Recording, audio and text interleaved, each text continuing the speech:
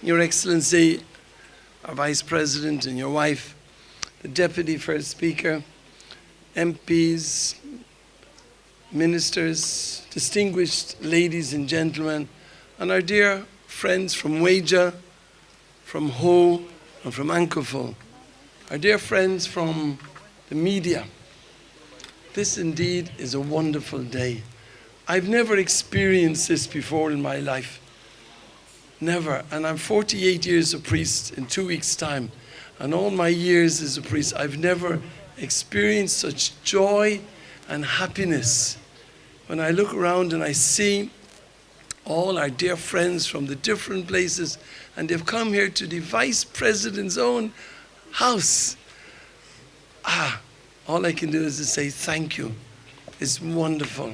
So, Your Excellency, we say thank you very, very, very much that you and your wife have invited us to come to your house and celebrate this wonderful occasion. Going back to the year around 300, there was a man called Lawrence. He was a deacon in Rome. And the soldiers came and attacked him and told him, "We want all the treasures of the church. All the treasures. Bring them on. We give you 3 days to bring the treasures of the church, and we'll come and collect all those treasures." So bring all of them, because they wanted all these treasures for themselves, all these soldiers. So 3 days later, they came to the church, and Lawrence brought them out to the main church and said, "These are our treasures. These are our treasures." And who were they? The blind, the lepers, the sick, all the poor people. And Lawrence says, "These are our treasures." And these Roman soldiers were so angry. They beat him up. I think they even toasted him, because he said, "This is not the treasures we're talking about. But for us in the church, our needy, our marginalized, and our poor are our treasures. These are our treasures in our church." And that's why we love them so much. And we see them as our treasures. And today the Vice President sees them as his treasure too. And that's why he's invited them here to this garden to come and eat with him and his wife. Let's give him a big hand as we say, thank you.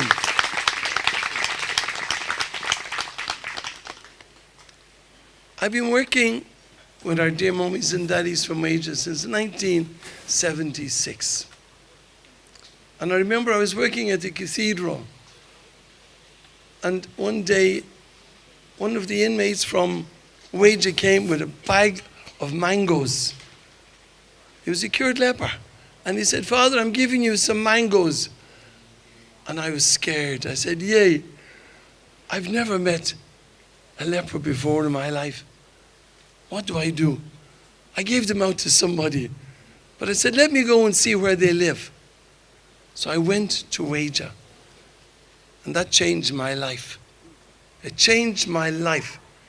Anybody who goes to Weja and sees these people joking, laughing, the little they have, they're happy. They've got so little, but they've got everything. They've got the joy and happiness of life. And for this, I am grateful for the lesson they've taught me. And I will always stand up.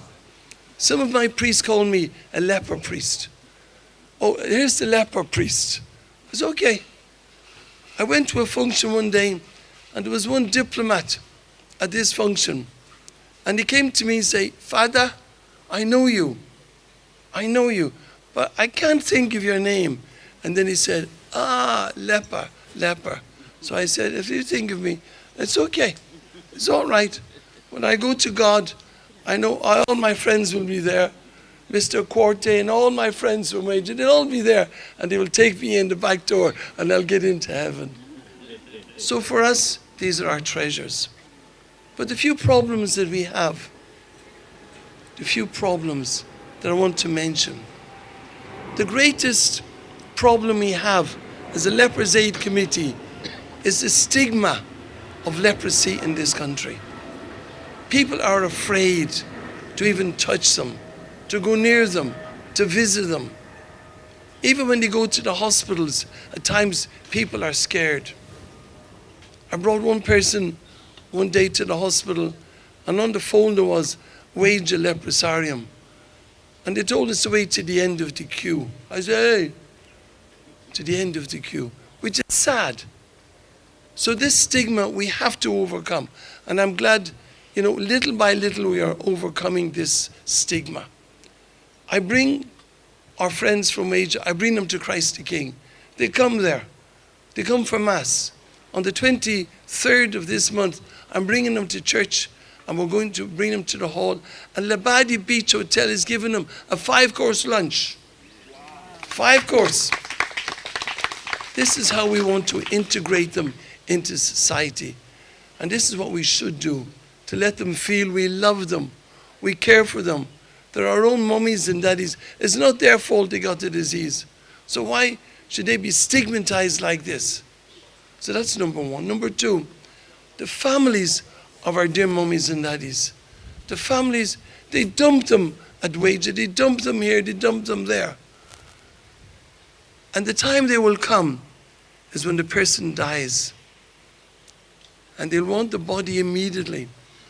Because if they don't give that man a good burial, they feel the disease will come back to their village.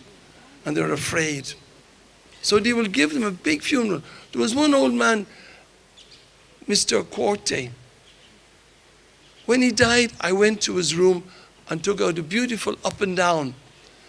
And we were burying him the next day. We don't keep them in the freezer. We bury them next day. When I got there the next day, he was in a suit. I said, yeah, a suit. Where did he get the suit from? The family found out. The family who never came to visit him, but bad news travels fast. They brought him a suit. And they put him in the coffin in a suit. So when he came to the church service, I thanked everybody for coming. And I said, it's a pity. I said to the relatives, you have to wait till he dies before you come to see him. And you bring him a suit. The family said I insulted him. So afterwards, after the funeral, I brought the man in my car, put the coffin in my car, and brought him off to the cemetery. When I came back, I sat with all our dear mummies and daddies. The family wouldn't give me a glass of water because he said I insulted them. But why wait till he dies before you see him? Why? This has to stop. We had one Queen Mother in Wage and we didn't know. We didn't know. And when she died, the family came. They didn't bury her for a month later and gave her a big funeral. When she was alive, she wasn't a Queen Mother. When she died, she was a Queen Mother. This has to stop. It has to stop. We have to stop this discrimination. These are our own mummies and daddies. And they shouldn't suffer like this. That's why I'm asking His Excellency to get 1 CD a day on the Leap Fund. Please do something. Please help us. Please help us. I know you're doing a lot through our dear mummy, Honorable Natoji. You're helping us a lot behind the scenes. And we're able to send food and others to different parts. And I'm very grateful, for what you're doing behind the scenes to help us. And I know this Christmas will be nice for them because next week we'll be going to visit all the different places next week with plenty of food to make sure that it's a good Christmas. So we are very grateful to His Excellency for this. But please also, the LEAP program, please put a little on top so we can. So all I can say on this occasion is to say thank you. What do I have to say thank you?